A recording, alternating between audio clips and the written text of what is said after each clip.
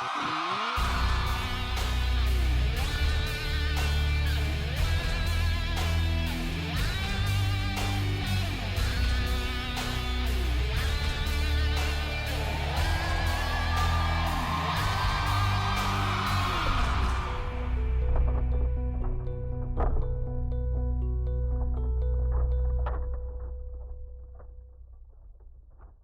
noite, você que está em casa. Que bom que você está assistindo o Clamor da Meia-Noite. Eu digo boa noite porque o programa é gravado à noite aqui em Porto Alegre. A gente pegou assim dias de muita chuva. Você assiste o programa semanalmente, mas esse pessoal aqui assistiu a cada noite o Clamor da Meia-Noite. Enfrentaram chuva, trânsito. Esse é um povo valente que esteve conosco aqui a cada noite.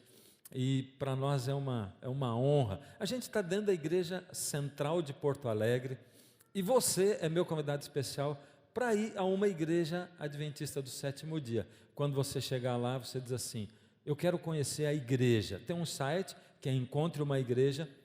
Você entra no nosso site e encontra a igreja mais próxima da sua casa e chega lá e diz assim: Pastor Fernando Iglesias me convidou. Eu estou imitando os outros, vocês viram? Estou imitando. O Ivan Saraiva fala isso. Quem mais fala?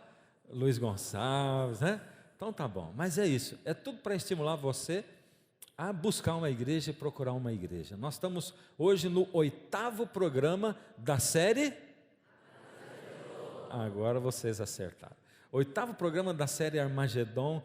Você se lembra quando nós abrimos em João 8, no último programa, e eu disse para vocês, é um verso conhecido, toma cuidado, porque Jesus fala com um grupo de judeus que tinham simpatizado com ele. E no último programa nós lemos ali a partir do verso 31 e no 32 Jesus assim: e conhecereis a verdade e a verdade vos libertará. Lembra disso? E eles disseram: mas como? Nós somos livres, somos filhos de Abraão. Lembra disso? Lembra disso? O último programa? Aí a conversa com eles continuou. Mas a conversa não continuou boa. A conversa foi ficando tensa, porque eles ficavam insistindo com Jesus que eles são livres. E eu vou dizer um negócio para você. Eu já falei aqui uma vez, mas eu vou repetir esse negócio. Tem muita gente que busca igreja para ser afagado, para ser acariciado. Tem muita gente que busca igreja, aquela igreja que te agrada, que diz o que você gosta. Nós gostamos de ser enganados. É incrível. Quem gosta de ser enganado aqui? Levanta a mão. A gente gosta. A gente gosta. Se você se arrumar. Olha, tem um negócio assim. Por exemplo, eu estou hoje com a minha namorada ali, né? Minha esposa. É que a gente namora há 37 anos já. Agora veja. Teve uma vez que aconteceu um casamento e ela se arrumou para ir no casamento. E aí, quando ela voltou da cabeleireira, eu demorei a reconhecer que era ela. Ela tinha se transformado numa outra mulher, sabe como é que é? E aí chega-se assim: e aí, gostou? Que resposta difícil essa. Porque na verdade eu não tinha gostado. E aí eu me esforcei para agradar, sabe como é que é, né? Eu acho que você já deve ter passado por isso. Mas ela percebeu como é que... Porque não tem jeito, percebe, né? A não ser que você seja um bom ator, assim, minta, você diz, nossa, ficou maravilhosa, que linda e tal. E no fim você diz assim, que horrível. Mas ela sentiu que não tinha gostado. E depois daquele evento eu disse assim, vamos fazer um trato? Nunca mais se transforme numa outra, porque eu gosto é dessa, pode ser que eu não goste da outra, né? Deu para entender, né? Então, quando você se arruma, você não quer saber a verdade. Você quer chegar e quer que a pessoa diga, gostei. Então assim, quando você se arrumar, nunca pergunte para uma criança assim, tô bonita? Porque a criança é sincera. Pode ser que ela diga assim, não. Aí, outro dia na igreja, na minha igreja, eu fiquei assim uns 10 minutos contando uma história para a criança, e quando chegou no final da história, a história de Samuel, eu perguntei para o menino assim, você gostaria de ser como Samuel? Ele disse, não. Fazer o quê, né? Gastei 10 minutos do meu tempo, do tempo dele, não consegui convencer, devia ter chamado minha esposa para contar a história, fui fazer o papel dela, não deu certo, né? A gente gosta de ser enganado, e Jesus não gosta de enganar. Então Jesus diz a verdade. Jesus, a gente lembra de Jesus com essa aura do amor, e Ele é amor porque Ele deu a vida por nós, mas quem ama, educa. Você entende isso? Pai que ama, educa. Ou, você é um pai amoroso, tudo bem. Então se o seu filhinho diz assim, pai, eu nunca mais vou comer comida, eu só quero comer doce. Tá bom, pai, eu não quero comida. Você diz, que belezinha, tá bom, querido, papai ama você, pode comer o que você quiser. É isso que é educar bem uma criança, não é? E você não pode dizer a verdade nunca. Se ela falar uma coisa feia, se ela se comportar mal, você não vai magoar a criança. Você vai dizer assim, benzinho, você é tão lindo, papai ama você, continua assim, vai. Continua, vai, faz o que você quiser. É assim que a gente educa? E eu vou dizer um negócio para você. Jesus, Ele fala da verdade com a gente. E a verdade machuca. A verdade dói. Então, se você continuar escolhendo igreja que afaga você, você vai fugir da verdade. Você vai escolher quem te agrada. Você vai estar dizendo assim, me engana que eu quero ser enganado. Me engana que eu gosto. É isso. Eu quero ser enganado. Pode ser que o mundo esteja acabando, pode ser que o Armagedon esteja acontecendo, mas eu não quero ouvir isso. Sabe por quê? Porque a vida já é difícil, então não me diga a verdade.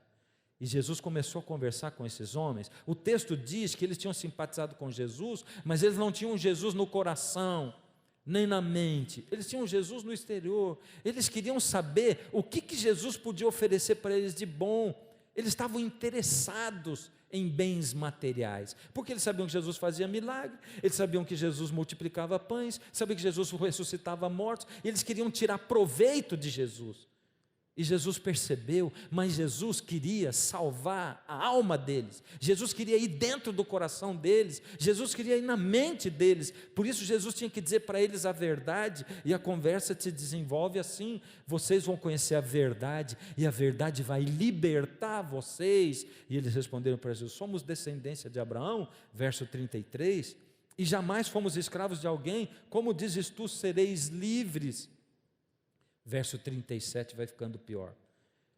Jesus diz, bem sei que sois descendências de Abraão, contudo, procurais matar-me, porque a minha palavra não está em vós, a minha palavra não está aí.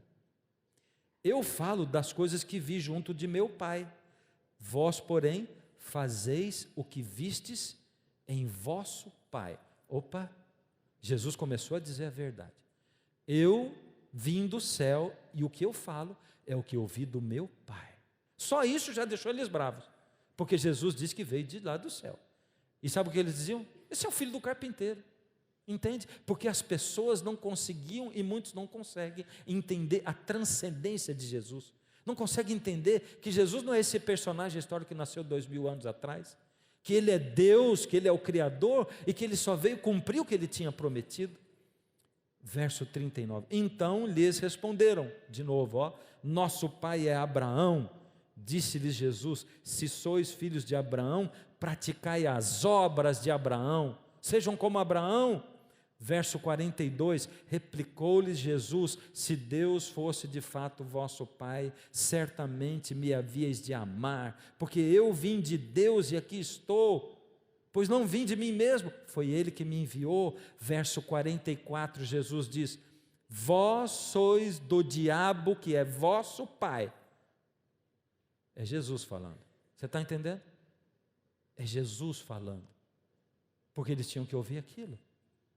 Vós sois do diabo que é vosso pai, e quereis satisfazer-lhes os desejos. Ele foi homicida desde o princípio, está lendo lá? Desde o princípio, e jamais se firmou na verdade, porque nele não há verdade. Quando profere mentiras, fala do que lhe é próprio, porque é mentiroso e pai da mentira. Você viu que está grifado ali em amarelinho? Está dizendo que ele foi homicida desde o princípio. Jesus está julgando e condenando Satanás. Aqui ele está dizendo, ele foi homicida. Quem é homicida fez o quê? Matou. Opa, não matarás, é qual o mandamento mesmo? 6º mandamento. Mas está dizendo que ele foi homicida desde o princípio. Se ele foi homicida desde o princípio, é porque lá no princípio tinha uma lei para julgá-lo. E que lei é essa? E diz que ele também é mentiroso e o pai da mentira. E o não dirás falso testemunho, é qual o mandamento mesmo? É o 9º. Então Jesus está dizendo que lá no princípio ele foi julgado de acordo com essa lei que já existia lá. Porque ele não poderia ser julgado se não existisse uma lei para julgá-lo. Mas ele é classificado como quebrando o 6º e o 9º mandamentos desde o princípio. A pergunta é, desde quando existe esta lei? Que adjetivo é dado? Vocês não responderam. Desde quando existe essa lei? Desde o princípio, desde sempre. Agora vamos ver o adjetivo que é dado aos 10 mandamentos. Olha o que diz em Salmo 19:10. A lei do Senhor é perfeita e revigora a alma. Os testemunhos do Senhor são dignos de confiança e tornam sábios os inexperientes. Lê Salmo 119 qualquer dia, você vai ver quantas vezes ele faz menção à lei de Deus. Agora, se a lei de Deus é perfeita, ela deveria ser mudada no que será? Aí você diz assim, mas isso é no Velho Testamento. Está dizendo assim, a lei de Deus é perfeita, mas é salmo. Isso é no Velho Testamento. No Novo Testamento, Jesus mudou todas as coisas. E é por isso que Tiago 1:25 diz assim, mas aquele que considera atentamente na lei perfeita, e essa é uma outra, um outro adjetivo dado à lei, lá diz que a lei de Deus é perfeita. E no Novo Testamento diz que é perfeita. Na lei perfeita, lei da liberdade. Uau! Isso aqui encaixa exatamente com o assunto da graça de ontem, do filho pródigo. A lei da liberdade que o pai tem em casa, e nela persevera, presta atenção agora, não sendo ouvinte negligente, ou seja, aquele que não ouve só e não faz nada a respeito, sabe?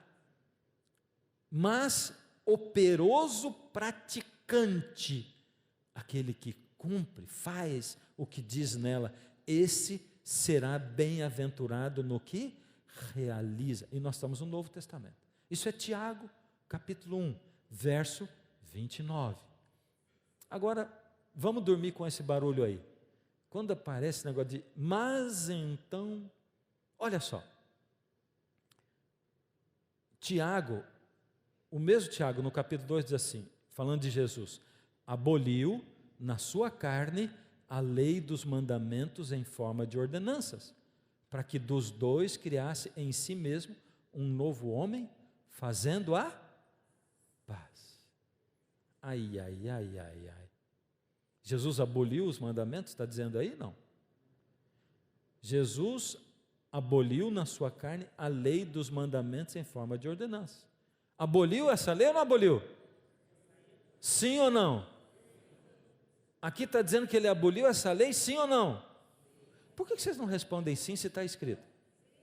Aqui está dizendo que ele aboliu na sua carne a lei dos mandamentos em forma de ordenanças. Ele sim aboliu a lei dos mandamentos em forma de ordenanças. Sim, ele aboliu. Mas e tudo que eu falei até agora? Joga no lixo? Como é que a gente consegue entender? Como é que a gente consegue dormir com esse barulho? E você vai prestar atenção que na Bíblia tem 2 tipos de lei. Tem mais, mas pelo menos 2. E eu estou citando essa daqui porque é aquela da qual Tiago está falando. 2 leis. Uma lei que está aqui do lado esquerdo, dos 10 mandamentos, e do outro lado, uma outra lei, que é chamada na Bíblia de lei cerimonial ou lei de ordenanças.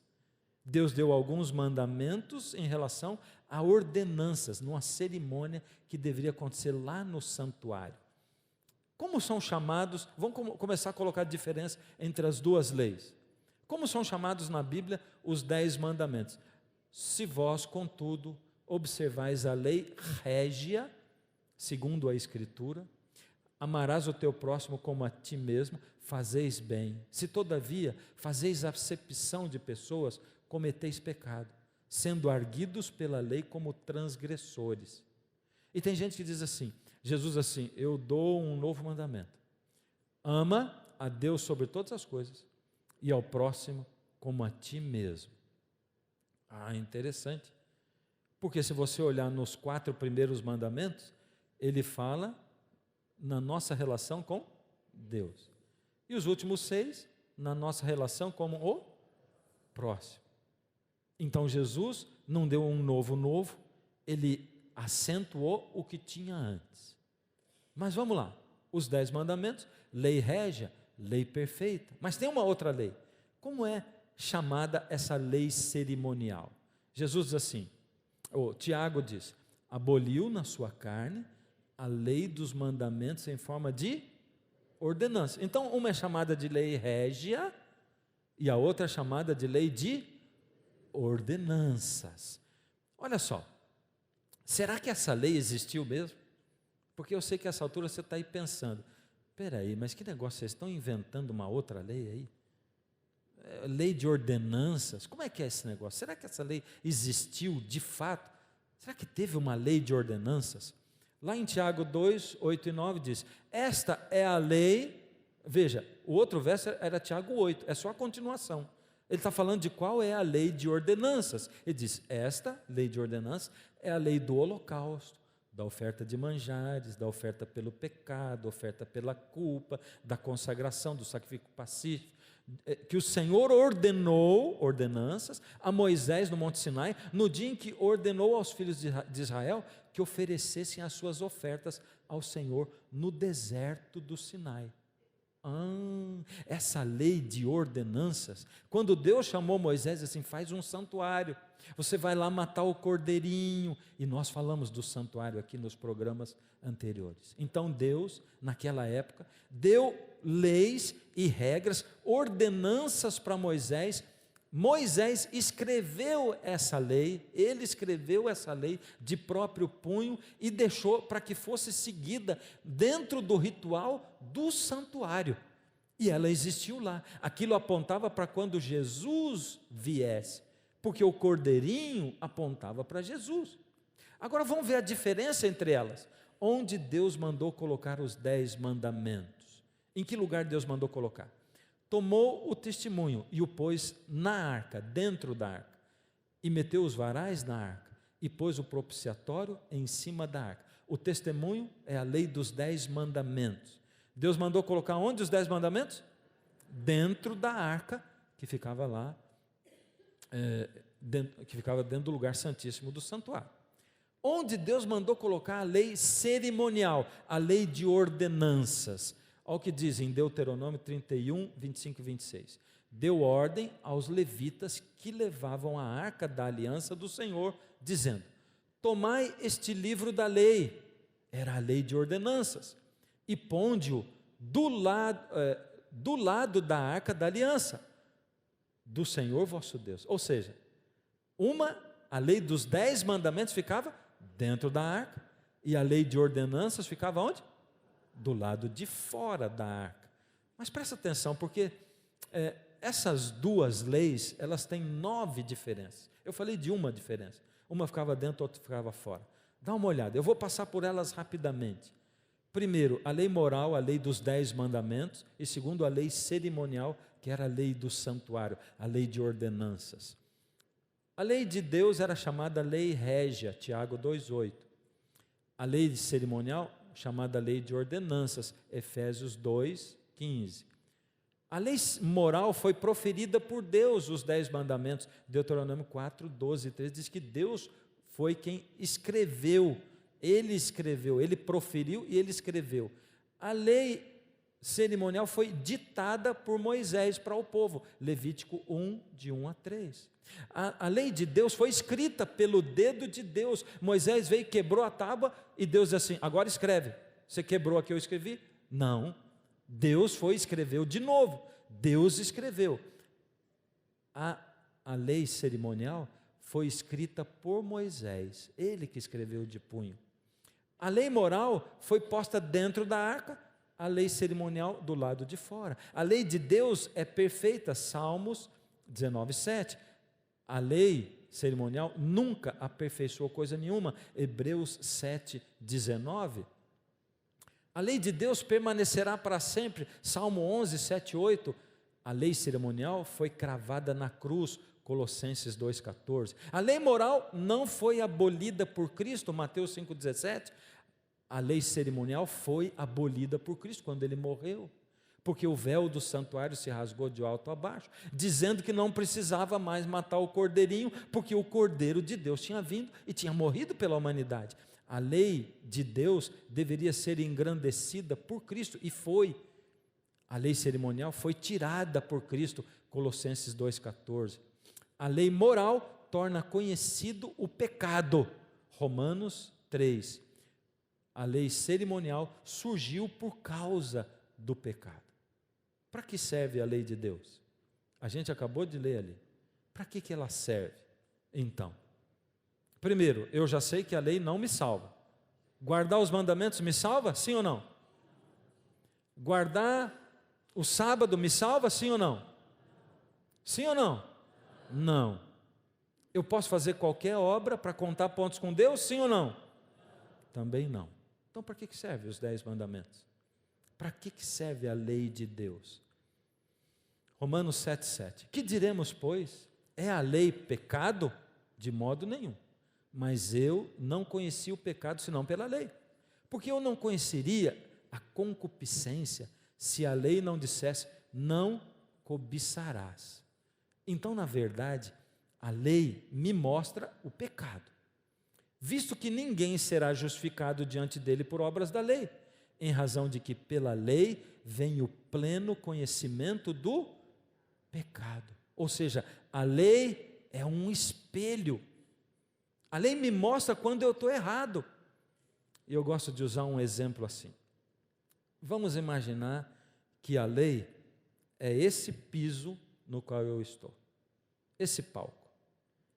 Lá para baixo é o mundo do pecado. Lá para baixo é onde Jesus encontra a gente, na vida de pecado. E Ele quer levar onde a gente? Ele quer levar lá para cima, para a santidade. É isso que Ele quer. E Ele encontra a gente lá e começa a levar. Em um momento da vida da gente, a gente passa por esse piso, vai subindo. E o foco da gente é Jesus. Jesus está lá em cima e Ele quer nos levar para perto dEle. E a gente vai sendo levado por Jesus. No momento você passou desse piso e você está em conexão com Jesus. Se você começar a largar da mão de Jesus, você vai começar a fazer o quê? A cair. Sabe o que é a lei? A lei é o piso. A lei é o piso. Largou da mão de Jesus, você cai. E vai caindo, e vai deslizando. Chegou num momento, você passa do piso, e quando você passou do piso, a lei toca um alarme. Pá, pecou, foi longe demais, largou da mão de Deus, quebrou os mandamentos. Enquanto eu estava no pecado, eu estava lá embaixo. Quando eu estava com Jesus, eu estava lá em cima. Eu estava aqui, não lá. Mas não é a lei que me salva, ela só me mostra se eu estou em pecado ou não. Ela é um espelho, é um alarme. É por isso que Romanos 7, 8, lembra que nós lemos no último programa Romanos 7? E nós falamos a respeito de Paulo e da luta de Paulo quando diz assim, eu tenho 2 leis em mim. Uma é a lei de Deus, que ele chama lei da minha mente. E essa lei de Deus na minha mente, ela me diz e eu sei o que é certo. Mas eu tenho uma outra lei em mim, essa lei está no meu corpo, é a lei do pecado. E eu sei o que eu devo fazer, eu sei o que é certo, mas eu só consigo fazer o que é errado. Eu não consigo fazer o certo. E toda vez que eu quero fazer, toda vez que a lei de Deus se defronta com a lei da carne, a lei do pecado que está em mim, a lei de Deus perde. É isso que acontece. E ele termina dizendo, miserável homem que eu sou, abre lá em Romanos capítulo 7, miserável homem que eu sou, quem me livrará desse meu corpo que está me levando para a morte? Agora presta atenção no que Paulo fala, porque a lei do Espírito, Romanos 8:2, porque a lei do Espírito de vida em Cristo Jesus te livrou da lei do pecado e da morte. Opa, apareceu uma terceira lei. A lei do pecado e da morte era a lei do meu corpo que me fazia pecar. A lei da minha mente era a lei de Deus, que eu conheço, e que eu não consigo guardar. Eu quero, mas não consigo. Agora está dizendo que aparece uma terceira. É a lei do Espírito de vida em Cristo Jesus. Ou seja, é quando o Espírito de Jesus habita em mim, e Ele me dá capacidade para guardar essa lei, porque eu de mim não posso fazer nada. Está entendendo? Ou seja, quando eu sou batizado pelo Espírito Santo, para que serve o batismo do Espírito? Ele serve para me fazer ser cristão. E aí é que está o grande problema. Porque eu conheço um monte de gente que diz que é batizado pelo Espírito, mas bate na mulher em casa. Eu conheço um monte de gente que diz que é batizado pelo Espírito, mas vive fazendo uma vida de dívidas. Eu conheço um monte de gente que diz que é batizado pelo Espírito, vive numa religião emocional, mas não produz a obra do Espírito, e não está preocupado com a lei de Deus. Interessante.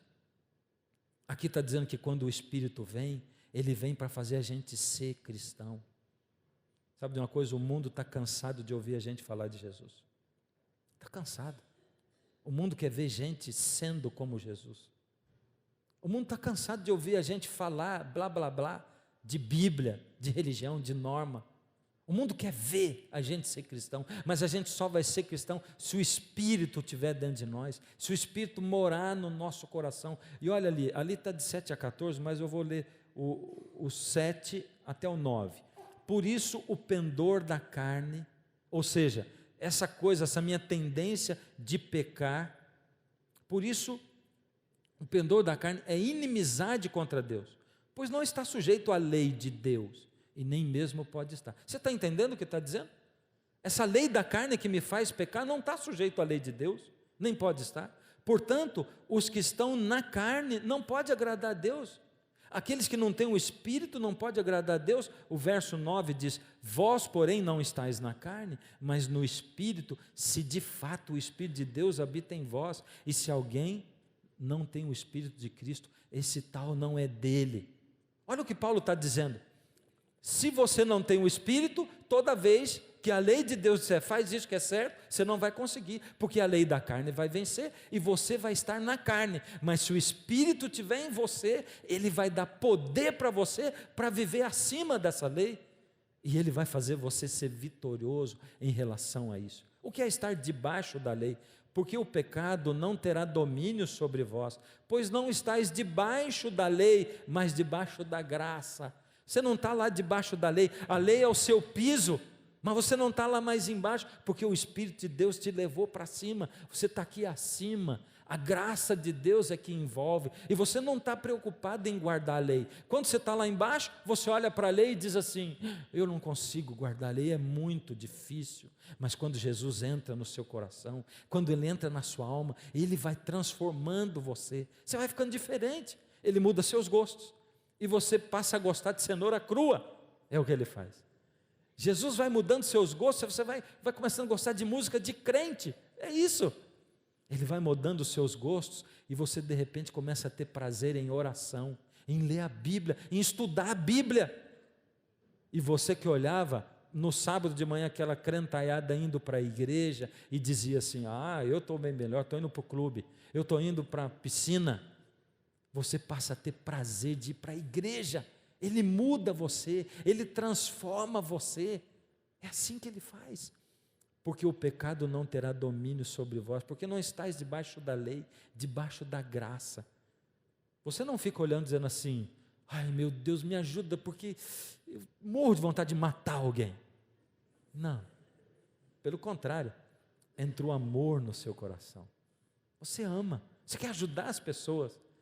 A sua reação é positiva. Uma coisa é a gente agir de acordo com o que Deus quer, a outra coisa é a gente reagir. A gente agir é planejado, e agir não é ser cristão. Agir, a gente age assim na igreja, sabe como é que é? Quando vai entrar uma pessoa, você dá o lugar para ela, não, entra primeiro e tal. Isso é agir. Reagir é quando um carro te fecha. Isso é bravo, sabe? Assim você olha e diz assim: puxa, Senhor, eu não queria agir como cristão, eu queria reagir como cristão.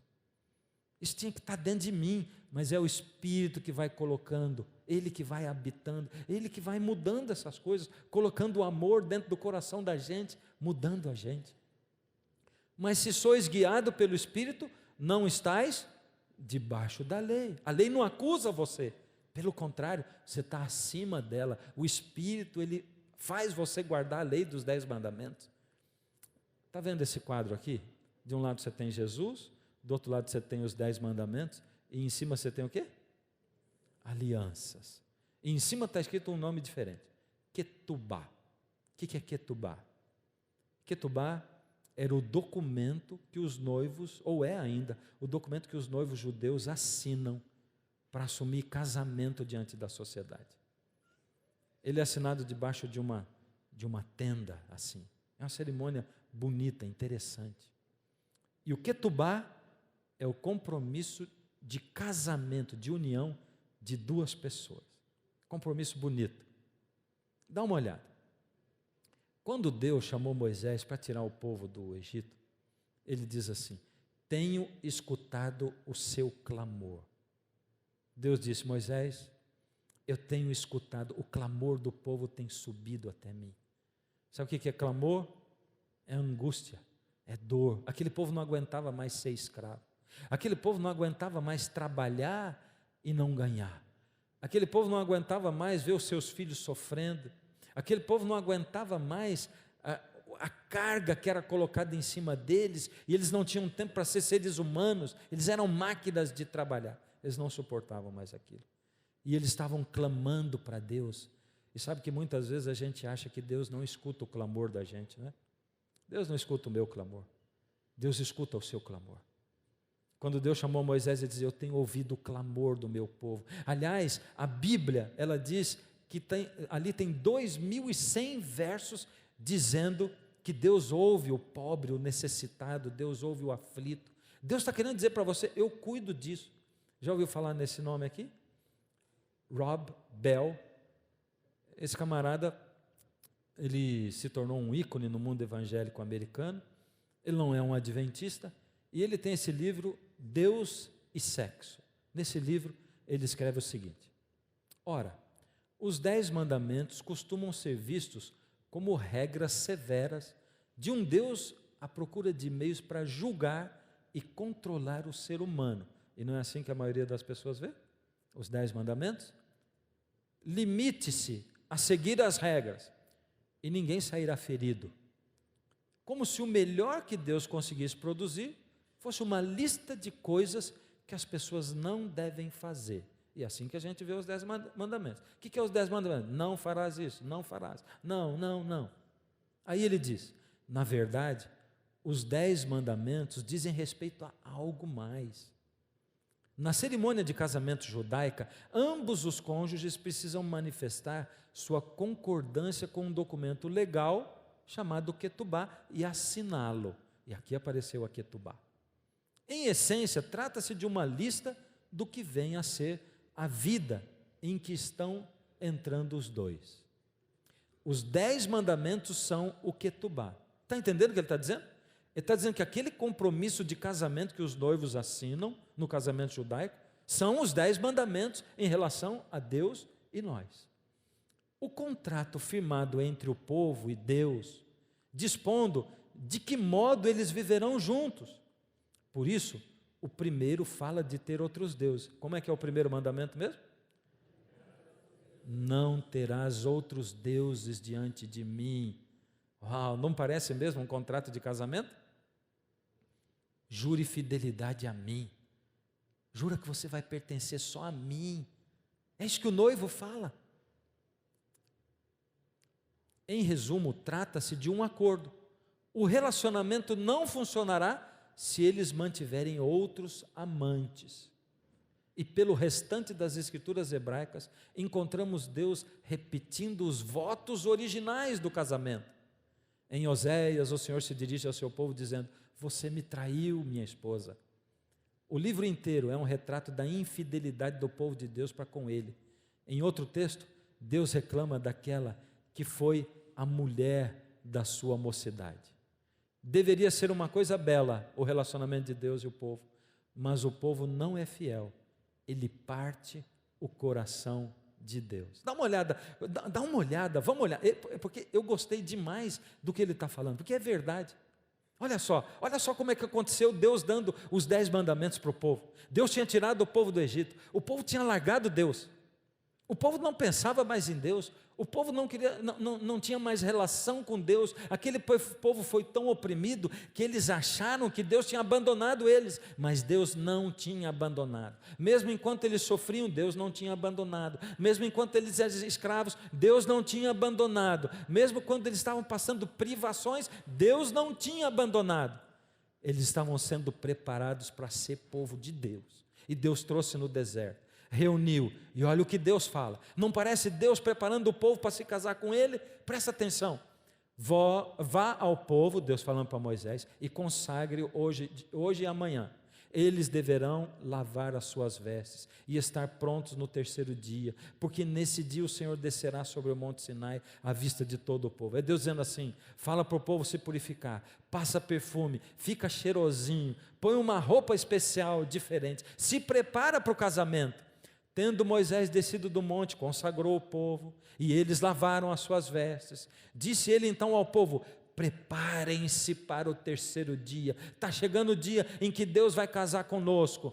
Agora, se me obedecerem fielmente, Deus fala, e guardarem a minha aliança, Deus está fazendo um casamento, uma aliança com o povo. Deus está fazendo um contrato. Se vocês forem fiéis a mim, vocês serão meu tesouro pessoal entre todas as nações. Deus está propondo casamento para o povo. Vocês aceitam a minha aliança? E o que o povo responde para Deus? Faremos tudo o que o Senhor Deus ordenou.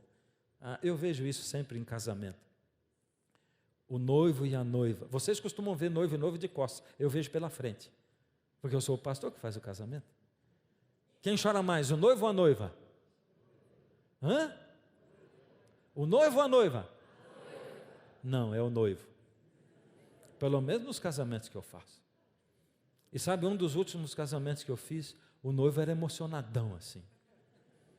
E aí, interessante que quando a noiva sentia que ele estava começando a chorar, ela cutucava ele, pá, e ele, e já deu para sentir quem ia mandar em casa naquele casamento ali. Aí eu pergunto para o noivo assim: quer ser feliz? Ele diz, sim.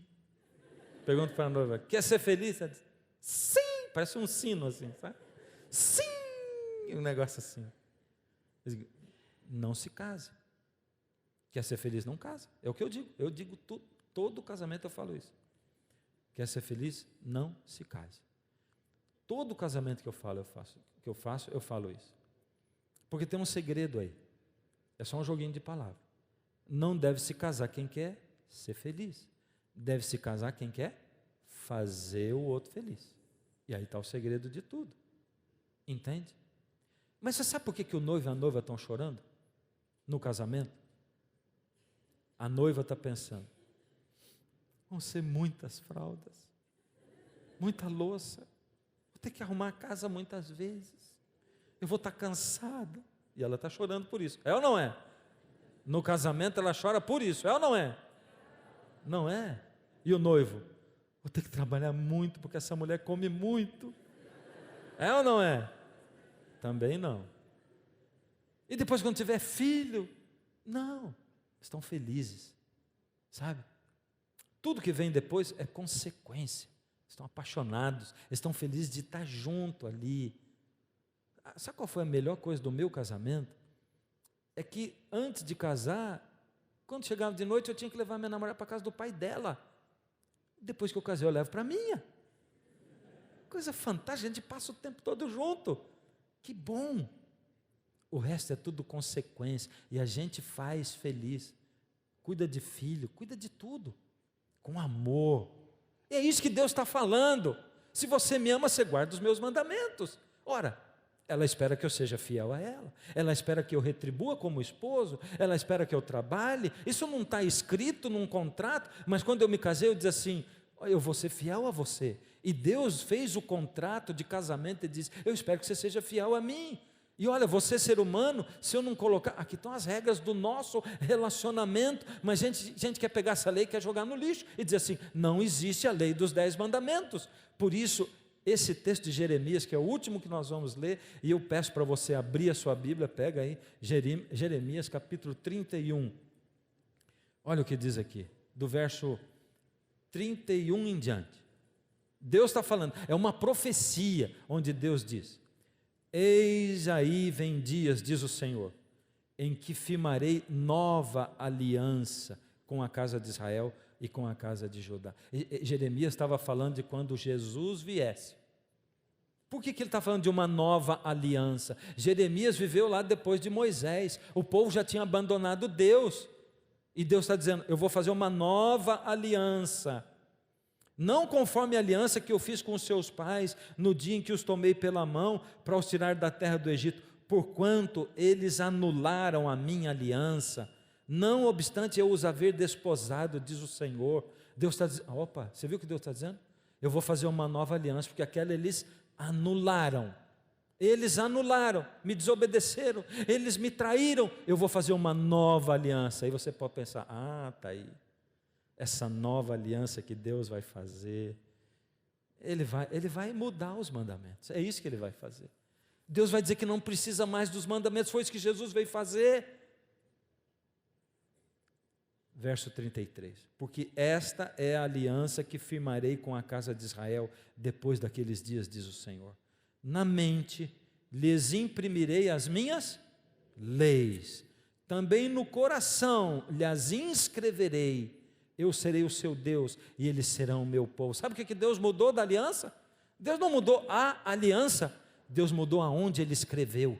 Ele disse, antes eu escrevi em tábuas de pedra, mas o meu povo, ele me negou, ele me traiu, a minha esposa me traiu. Agora, quando o meu filho vier, eu vou pegar essa mesma lei e não vou cravar na pedra, eu vou cravar no coração e na mente daqueles que me quiserem. Eu vou colocar a lei do Espírito e eles vão viver os mandamentos, eles vão ser como o meu filho, eles vão ser como Cristo. É isso que eu vou fazer, e eles não vão me desamparar nunca mais.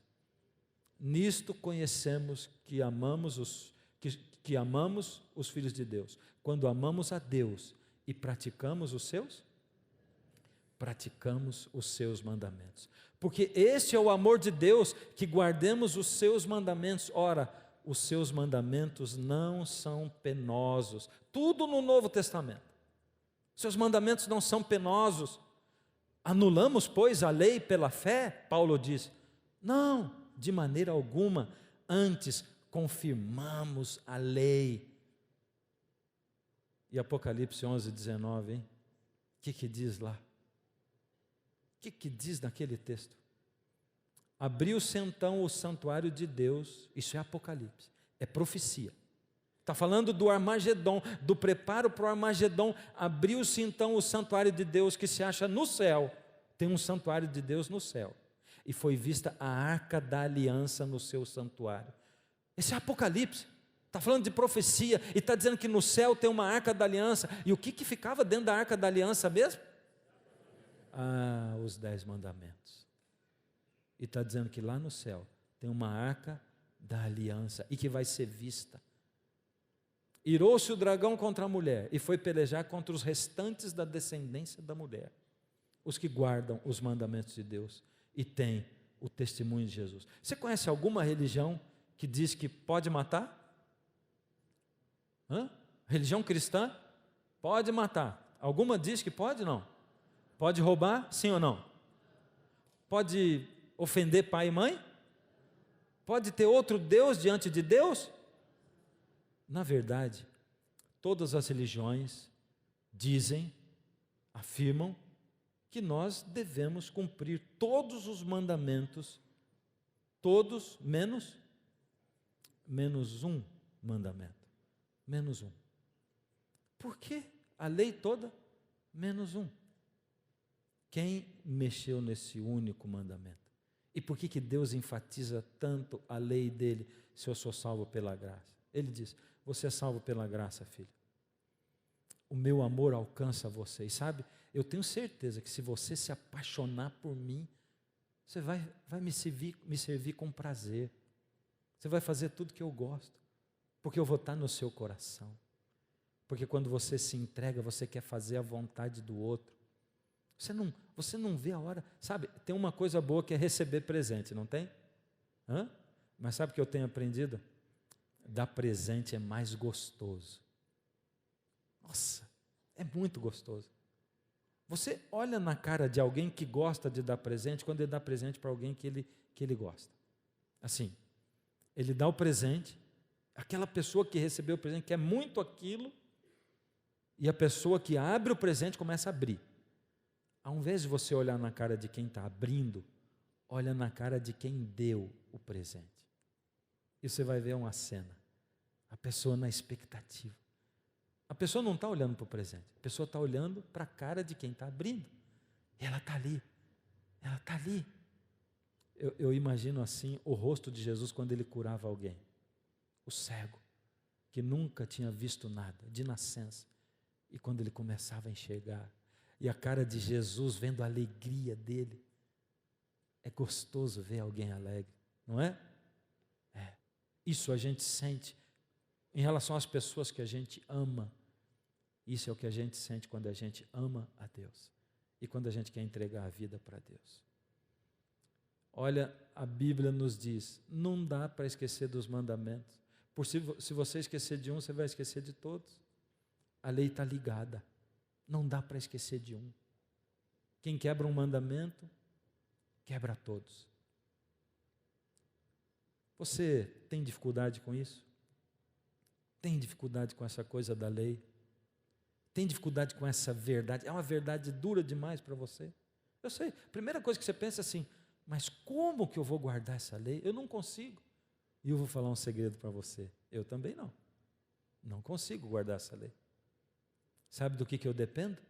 Eu dependo do poder de Deus em mim cada dia. Cada dia eu tenho que ir para Deus, eu tenho que confessar os meus pecados, eu tenho que dizer, Senhor, hoje me dá o seu Espírito, me reveste do seu Espírito, para eu viver isso, porque sem o Senhor eu não consigo fazer nada.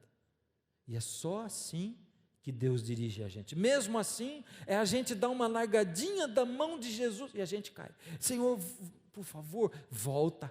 E Ele perdoa, e Ele busca você, e você vai crescendo, e você vai crescendo, e você vai crescendo. É desse jeito que Ele faz, é desse jeito que Ele caminha.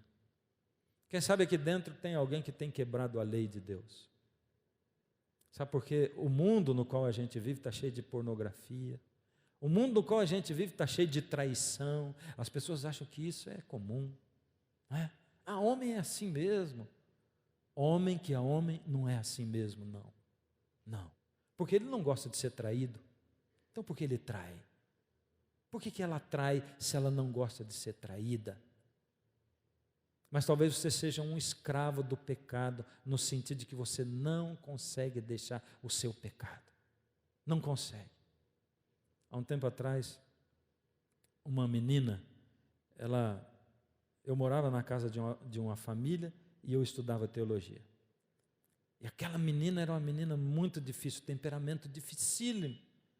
E um dia a mãe dela me deixou em casa com ela, era uma menina pequena, para eu cuidar dela. E aquele dia ela se viu livre da mãe e ela fez coisas terríveis. Me deixou muito, muito irritado. Eu, como era maior que ela e mais forte, segurei, coloquei ela de castigo.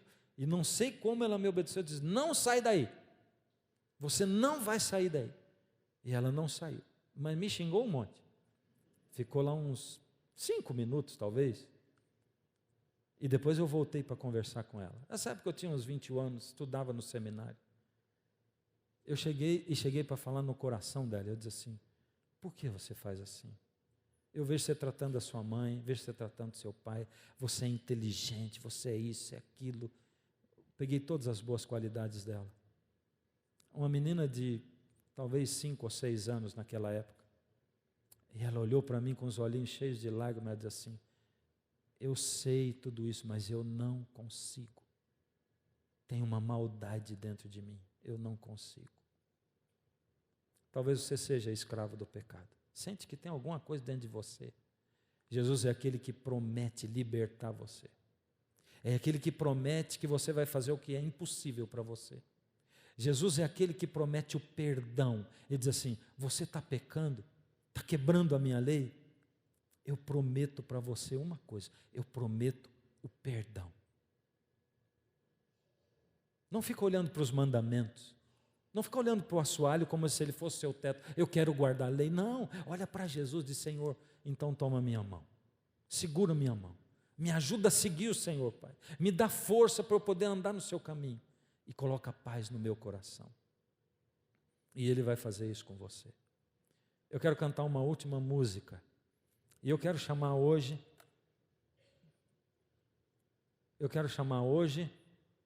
você que tem sido escravo do pecado. Eu não sei qual é o seu pecado. Você que sabe. Você pode ser gula. Pode ser que você não se controle com a compra. Pode ser que você tenha noção da palavra de Deus e queira guardar a lei, mas você não consegue guardar a lei, então você prefere deixar esse assunto de lado. Eu não sei qual é, mas você se sente escravo dele. E eu quero chamar você para você autorizar Jesus a ser o líder da sua vida. Mas você tem que autorizar. E se você precisa ser liberto, vem para cá. Vem. E eu já vejo alguém vindo. Amém. Só Ele pode libertar você. E diga isso. Perdão, Senhor, eu peço. Não quero me esconder atrás das minhas faltas, encobrindo erros meus. Perdão, Senhor, suplico, quebrei a tua lei, feri teu coração, te entristeci, eu sei. Segura agora minha mão, ajuda-me, Senhor, dá força para eu prosseguir e a paz do teu perdão. Perdão, Senhor, se eu errei, perdão, Senhor, perdão se eu deixei de olhar só para a cruz. Eu quero te entregar a alma e o coração. Eu quero cumprir teu querer, Jesus.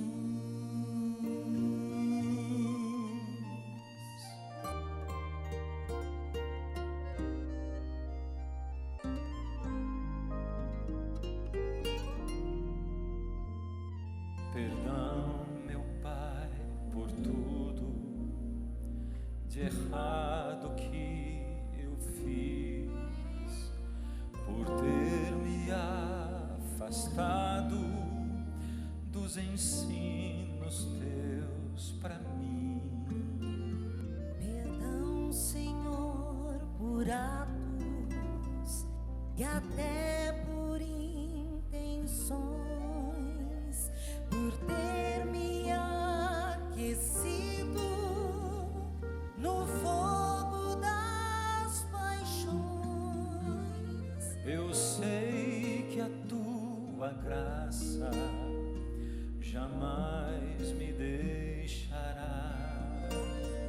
O teu amor infinito me purificará.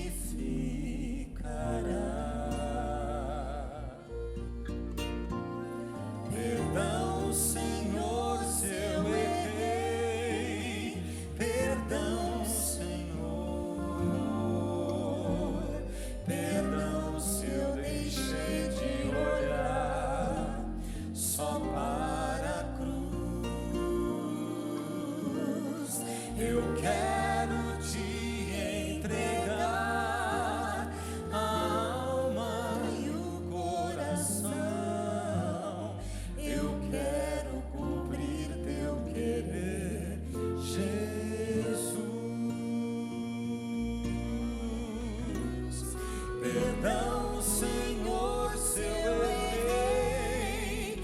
Perdão, Senhor. Perdão se eu deixei de olhar só para a cruz. Eu quero te entregar a alma e o coração. Eu quero cumprir teu querer, Jesus. Eu quero cumprir teu querer, Jesus.